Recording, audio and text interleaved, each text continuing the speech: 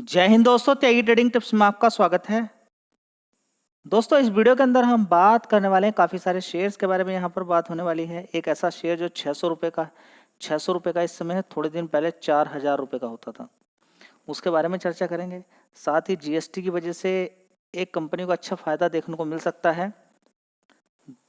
GST अभी देखेंगे तो 28% तक का जीएसटी लगता था काफ़ी सारे प्रोडक्ट पर उस कंपनी के। अब इस समय 18% तक पहुंच चुका है नीचे की साइड में, क्योंकि 12% को तो हटा दिया गया है। तो ओवरऑल मिलाकर अगर देखते हैं तो काफ़ी रेवेन्यू आने वाले टाइम में बढ़ता हुआ नजर आ सकता है। उसके बारे में बात करेंगे। इसके अलावा काफ़ी सारी न्यूज़ निकल कर आ रही है, उसको भी एक बार देख लेते हैं। वोडाफोन आइडिया के अंदर पिछले 4-5 दिन की अगर बात करें या एक महीने की बात कर लीजिए, लोअर लेवल से अगर देखें कैलकुलेशन करके तो 30% की तेज़ी देखने को मिल जाती है। ठीक है, तो जब भी कभी आपका दिल दुख रहा हो और आपको लग रहा है कि मेरा शेयर तो कभी भागेगा ही नहीं, तो याद कर लीजिएगा वोडाफोन आइडिया। इतना कर्ज कि आने वाले 1-2 साल के अंदर अगर कोई सोल्यूशन नहीं मिला तो कंपनी ख़त्म ही हो जाएगी। इतना ज़्यादा कर्ज कंपनी पर है, लेकिन सरकार किसी भी तरीके से इस कंपनी को बचाना चाहती है।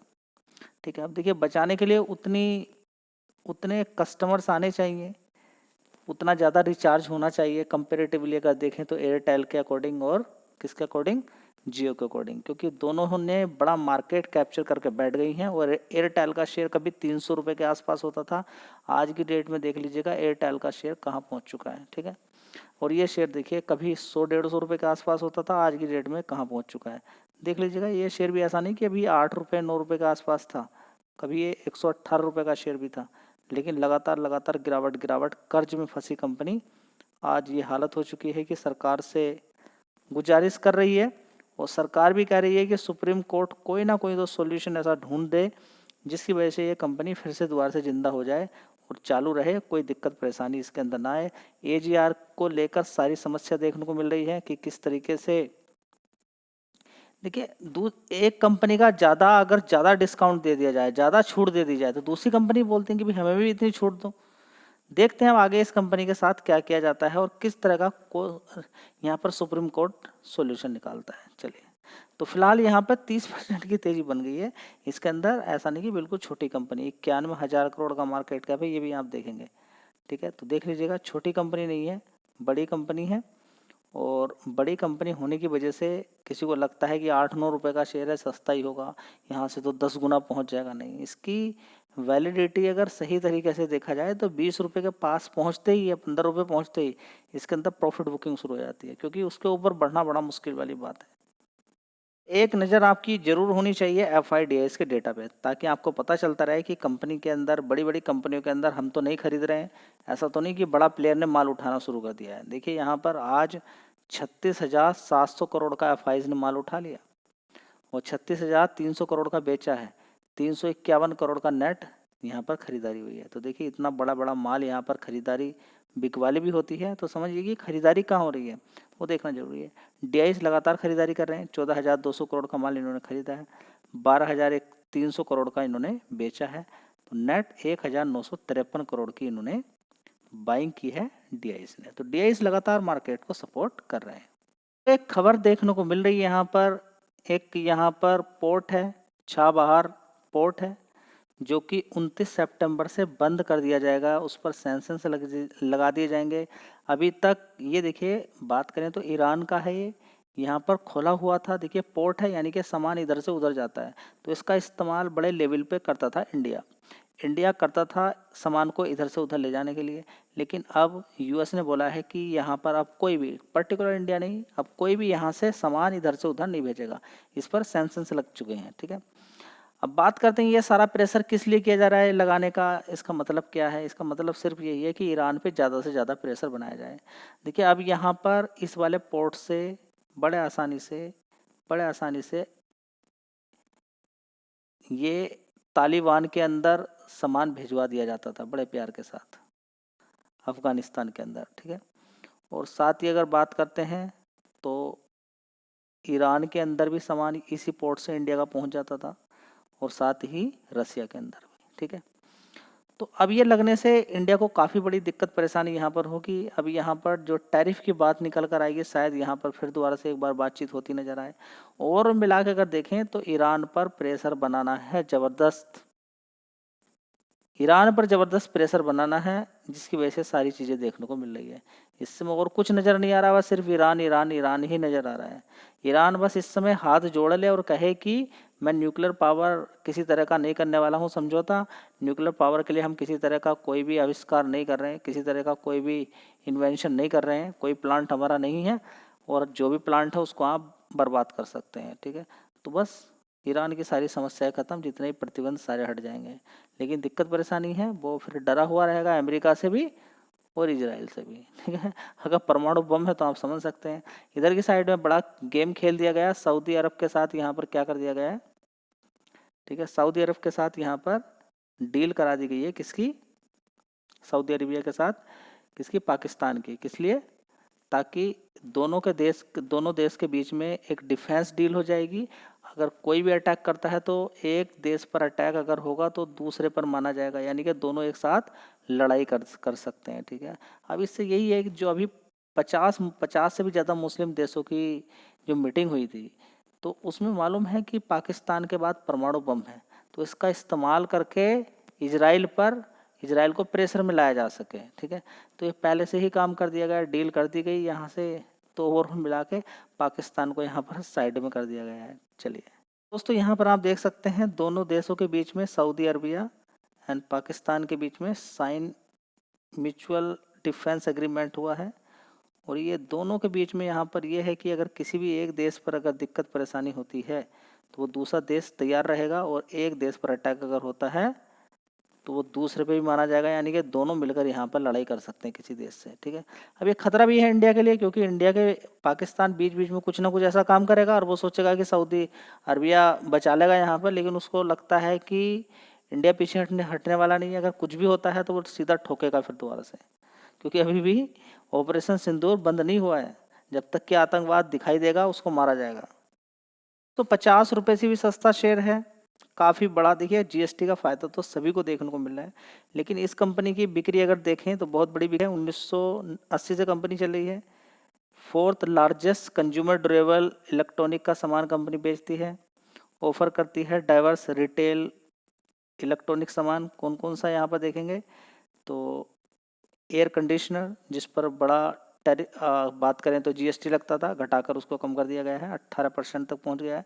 टेलीविज़न की बात करें, वॉशिंग मशीन की बात करें, रेफ्रिजरेटर की बात करें, मोबाइल, इसके अलावा स्मॉल अप्लाइंसेस, आईटी प्रोडक्ट, ये सारी चीज़ें हैं जो लगभग मोर देन 600 SKUs के रिगार्डिंग अगर देखें तो काफ़ी बड़े प्रोडक्ट इस कंपनी के पास हैं, जो कि इस समय देखें तो लगभग कंपनी एक डोमिनेंट प्लेयर के रूप में जानी जाती है। कहाँ पर जानी जाती है? साउथर्न रीजन के अंदर, ठीक है।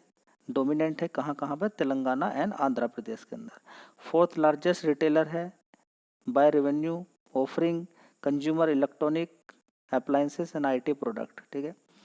तो अगर बात करें कंपनी का तो यहाँ पर आप देख सकते हैं लार्ज अप्लायंसेस की बात करें, टीवी, वॉशिंग मशीन की बात करें, एसी, रेफ्रिजरेटर की अगर बात करें तो यहाँ से अच्छा खासा रेवेन्यू निकल कर आता है। ये प्रोडक्ट हो सकते हैं बड़े ब्रांड के, एलजी के, पैनासोनिक, फिलिप्स, सोनी। तो ये देखिए कंपनी एक मार्ट है, यहाँ पर कंपनी का माल बिकता रहता है, अलग अलग ब्रांड होते हैं उनके माल बिकते हैं। मोबाइल फ़ोन की बात करें 35% का रेवेन्यू निकल कर आता है। यहाँ पर आप देख सकते हैं फ़ोन्स की बात करें, फिटनेस ट्रैकर, टैबलेट्स की बात करते हैं ब्रांड। इसके अलावा ओप्पो, वीवो, वन प्लस, इनके सामान यहाँ पर बिकते हैं। इसके अलावा स्मॉल अप्लायंसेस की बात करें, आईटी प्रोडक्ट, यहाँ पर अगर देखें तो लैपटॉप से लेकर प्रिंटर लेकर, तो ब्रांड कौन कौन से होते हैं? डेल का, सोनी, हेवल्स, ठीक है, ये सारे ब्रांड हैं, ठीक है। तो ओवरऑल मिला के अगर हम यहाँ पर देखने की कोशिश करते हैं और निष्कर्ष यहाँ पर निकालते हैं तो इस कंपनी के अंदर जो प्रोडक्ट हैं इनकी सबकी रेंज, जो जीएसटी की रेंज थी उसको कम करके घटा के नीचे की तरफ लाया गया है, तो जिसकी वजह से आसानी से प्रोडक्ट सस्ते दाम पर अब बिकेंगे।